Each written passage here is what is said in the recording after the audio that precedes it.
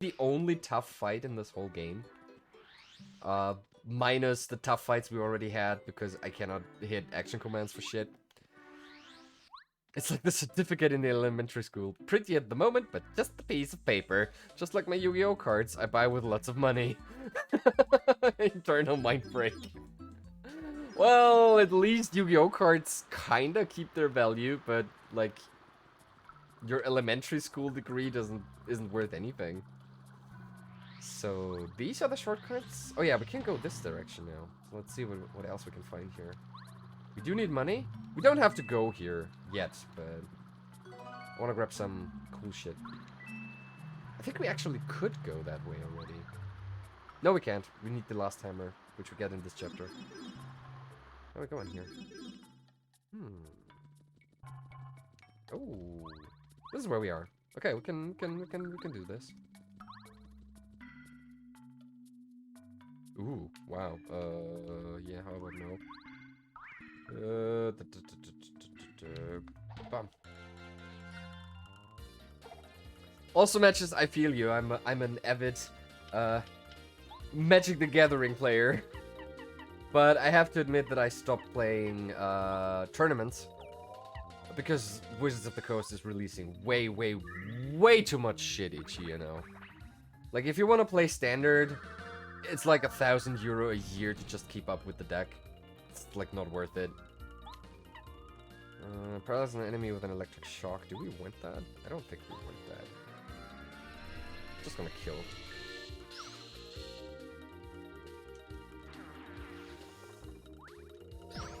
Okay.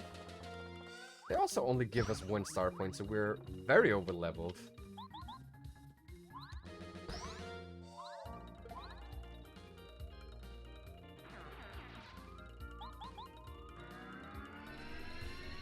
And stop. Ah ha ha ha ha. I love it. Like, how we started out and how it's going right now with the action commands, it's actually an improvement. I mean, we're halfway through the game already, so I hope that would be it, but yeah. Stop the poll. Oh my, it's badge points? With 2 votes? Who? Who did it? Who? Oh, you actually gave me badge points and not flower points? Thank you. Thank you, Chad. Like, that's really nice of you. Also, I really have to take care not to check on that guy. Alright. I love you too, Solia.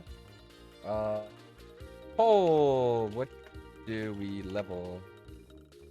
HP, FP, and BP. Next month, I will spend a lot of money for Yu-Gi-Oh! Again. At 18/11, or like 18th of November, Konami releases the new gold special packs. Oh yeah, Wizards of the Coast started with that shit like last year.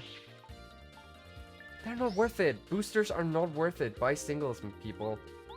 If you want to have specific cards and not just draft, buy singles.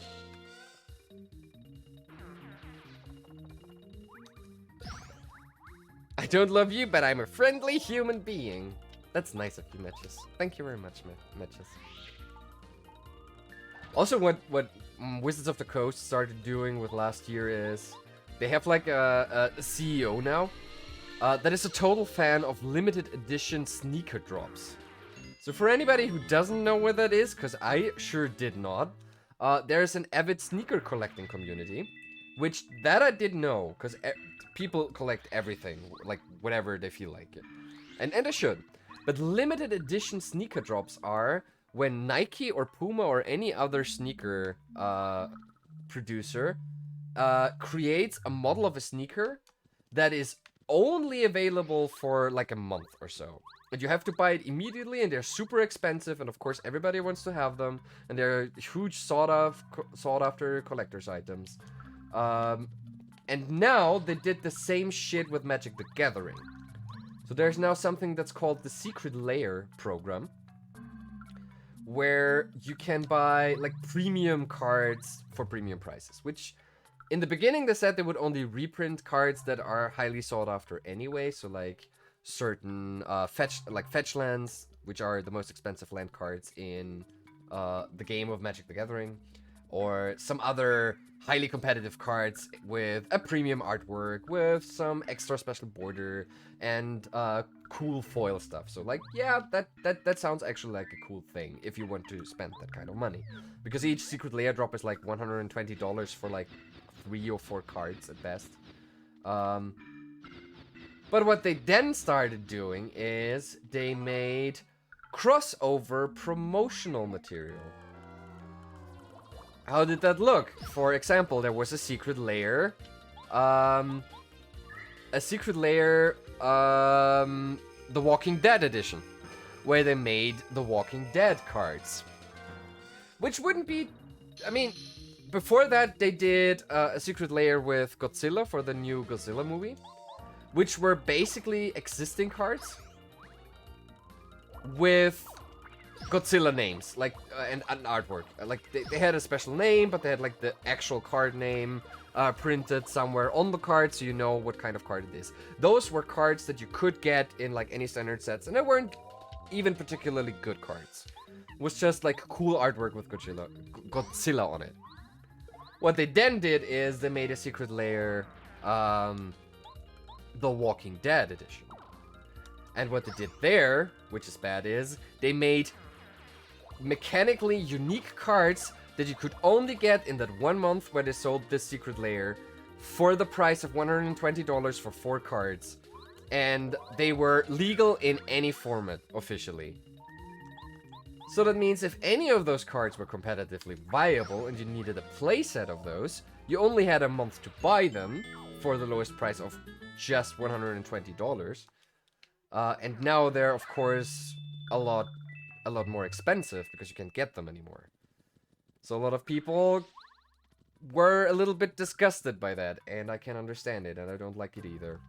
And this slippery slope of Secret Layer now leads us to next year's release of Magic the Gathering Warhammer 40k. That's not a joke, that's happening. Oh yeah, we can't go there, we need the last hammer, and there's an upgrade station. We remember that one. Yes, my most expensive investion so far, the Blue Eyes White Dragon and Gold Premium Rare from the last year Gold Series, 20 euros. 20 euros is nothing. 20 euros is... I am used to Magic the Gathering prices. Like, if you want to play a competitive deck in, let's say, the most popular color of red and blue, the mana base for it, like, one of those lands costs $40 to $50. Or euros. Yeah, time-limited available cards are mean. Yeah, they're... Especially if they're mechanically unique and you can't get them anywhere else. And this year they released the Butte, Blue Eyes White Dragon made in real silver for 1,000 euro. I'm a poor ex-student without income. I mean, that's at least a cool gimmick. I guess, if you really want that, sure, why not, go ham. But you can get, like, normal Blue Eyes White Dragons for rather cheap, right? Like, at least the reprint versions of those are not that expensive, right? But the Secret Lair Walking Dead cards, you cannot get them anymore, other than buying them from other people, and they are now like $100 a piece. So if you want to have a whole deck with them, it's like, forget it.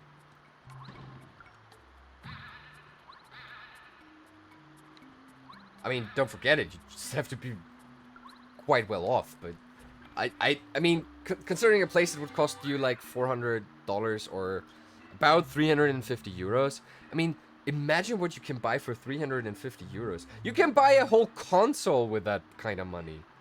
And we got the Power Smash. Hammers an enemy using lots of attack power. Oh, we're gonna use that one. Quake Hammer is quite good. Power Smash uses 2 FP. Hammers an enemy using lots of attack power. Let's take that one. D down. That's always funny to see it. Peekaboo. Deep focus. We could have taken an HP Blasto. Ice power. That's important for our next chapter. Spike shield, not that important. Dizzy attack, not that important. Maybe we do get rid of Quake Hammer. And we're gonna use some HP plus to get some more HP. Well, $20 for a piece of pretty paper is a lot of money. My grandfather's words still haunt me today. Always keep in mind how many bread you could buy for X money. At the time, I was fine with only drinking water for the rest of the month. I mean, I get it. I get that it is still a hell of a lot of money for basically a colorful piece of paper. Or colorful piece of cardboard. Let's be fair, it's not paper, it is cardboard. Do we get something if we just go up there? But the games are good, they're fun, the artwork is great, and that's what you're paying for. What I don't like is the way you get to competitive cards. They always get very expensive because everybody needs them in order to play effectively. There is no cheap or easy way to get those cards. For example, the Pokemon TCG does that very well. Like, every time Nintendo, or like, I don't know what the company is called that does the TCG, but every time that company realizes that they have a competitive card that is getting ridiculously expensive, they create a whole product that costs a certain amount, which is rather fair, with some extra goodies, where you can get those cards guaranteed. For example, like, when I was playing Pokemon TCG competitively, I played a Zoroark GX deck. Zoroark GX was about 25 euros before the company said, yeah, we're gonna like release a product where you get one Zoroark GX with a different artwork than the ones that would be in the boosters for 20 euros, and you also get 5 boosters for it as well. So like you get that card and you get even the chance of getting the card in the boosters as well. And then the price for that particular card, which was highly competitive, is one of the best decks in that season, was 7 euros a piece, and that's kind of okay. Oh no, don't do that, please. Don't do what? Also, we do have some more coins now. I told myself other humans my age spend the money in alcohol, clothes, cigarettes. I do not. It's harmless. Well, there is a line, and that line is set differently for every person, where you just have to say, this is ridiculous, this is too much. And for me, it was playing Standard in Magic the Gathering with 6 standard releases each year. That's ridiculous. Like, earlier it was like every 3 months a new set would release, and that would shake up the standard meta. So whatever deck you bought, even if it is like a 100 euro deck, you at least could play it for 3 months. But now you have product releases every month, and you just can't keep up with that shit. And people get burned out. And it's kind of a shame because Magic is a good game. Yu-Gi-Oh! Kinda has the same issue where every new set is like power creeping the last one, so you have to buy the new sets or the new cards to stay relevant, but yeah. It's harsh. I don't like the distributive way collectible card games work. I'm more of a fan of living card games. So for anybody who does not know the difference between a collectible card game and a living card game is, a collectible card game is giving you the product piece by piece in boosters. You buy a booster for, let's say, 4 euros, and you have like 10 or 15 random, depending on system. Like Magic gives you 15 cards, Yu-Gi-Oh! Gives you, I think, 9, the Pokemon TCG gives you 11. So you get a random assortment of boosters. One of this is always guaranteed to be like of a rarer rarity, so like a better card, and they're like worse cards.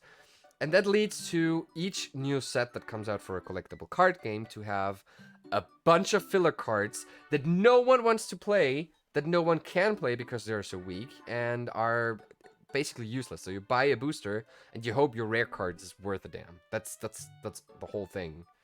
And a living card game, on the other hand, is a game that does not release a lot of sets. So you have a core game that you buy, like any board game you would buy, but instead of a board game, you get like the base set of cards for this specific game.